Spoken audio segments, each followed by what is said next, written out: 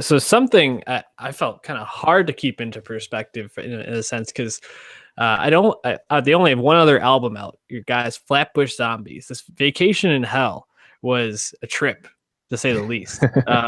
So they're what probably one of the more popular like people of East Coast hip hop right now. Would you say? Yeah, sure. In terms of like New York rappers that actually rap, Right. Yeah, I'd agree. Yeah, and so their first album, 2016's 3001, A Laced Odyssey. What was your take on that? Did we review that for the pod? Yeah, that came out like maybe 3 weeks into the podcast or something like that.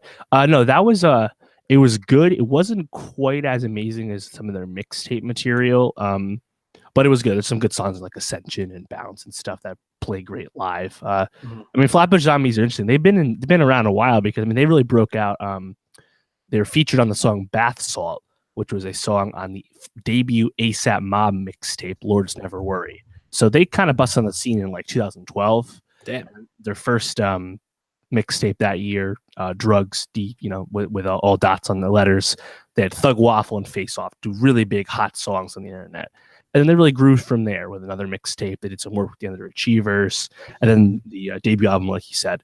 I saw them last fall at the Meadows Live for the first time and definitely bring the energy. But Vacation in Hell, this sophomore album, it kind of reminded me of a artist we mentioned last week, The Weeknd. SoundCloud Nowstalgia Pod. Check out a review of my Dear Melancholy. But the reason I was thinking of it was Vacation in Hell reminded me of Starboy, where it's a long album, too long for its own good, but a lot of great stuff on there. But more importantly, they're trying a lot of stuff on this album, just like The Weeknd was doing on Starboy.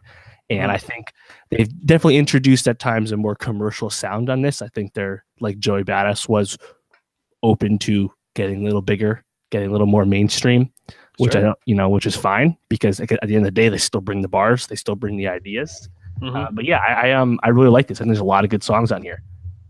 Yeah, I mean, I totally agree. It's hard to kind of, I think, describe the album because, like you said, they try a lot of things. But I gotta say, like the first like 3 or 4 songs, they have like a couple of Kanye like riffs on it, or like clear homages. I think they even steal parts from like Jesus Walks and like I forgot what the other one was, but. It just really caught my ear, and I think that if I were to go back and listen even closer, they'd probably have like steal or use other elements from other famous rappers because I think they're, like you said, trying to become a little bit more commercial while also they have infectious flow. Like they all are really talented lyrically and just in the way that they deliver their lines. The cover art for this album so ridiculous, but every time I see it, it makes me laugh. And they just seem like really interesting artists right now. Yeah, no, they definitely are. And to that point, like Michi Darko, he's the one with the the deepest, darkest voice. Yeah. And then Eric Ark Elliott, he's kind of in the middle. He also is a producer. He produced like 100% of the early mixtapes too. Like he's really talented. And then Zombie Juice, he's the guy. He sung some of the hooks this time around, more of a lighter, faster flow, like a Bone Thugs guy. He actually was someone who was not very good in the early days of Flatbush Zombie. Most people were like, "Yo, you guys gotta fucking drop Juice. Like he's no good."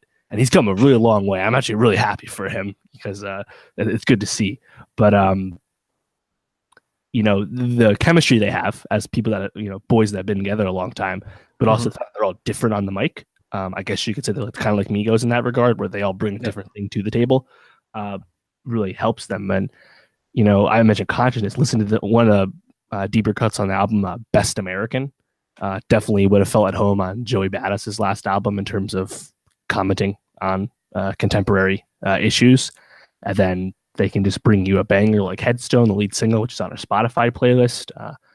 Headstone, the second verse that Zombie Juice has, where he just rhymes everything together, all these references to Biggie and Juvenile and Immoral Technique and Wu-Tang and all this 90s era hip hop, just this ultimate homage verse. And I think it's probably my favorite verse of the year so far still, just because it's so impressive how well he put it all together. But yeah, I mean, a lot of songs really like Your Real Girls with Bun B, I thought was awesome.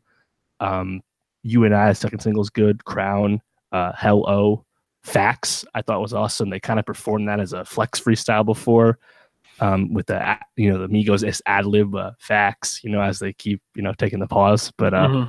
a lot there. And then Vacation, I think, is fine. That's the one Joey's on. It's okay. I really like the last song though with Denzel Curry. I thought Denzel brought that. Yeah, Denzel was great, but I think the feature that stands out most to me, Portugal the Man, dog. Mhm. That song, I loved it. I really found it to be an enjoyable listen. And that speaks to them branching out into more Yep. sounds.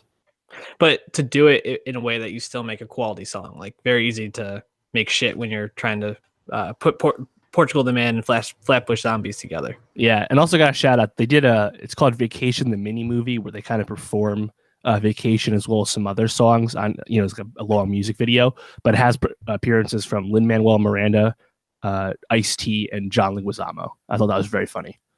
That's pretty awesome. Definitely check that out.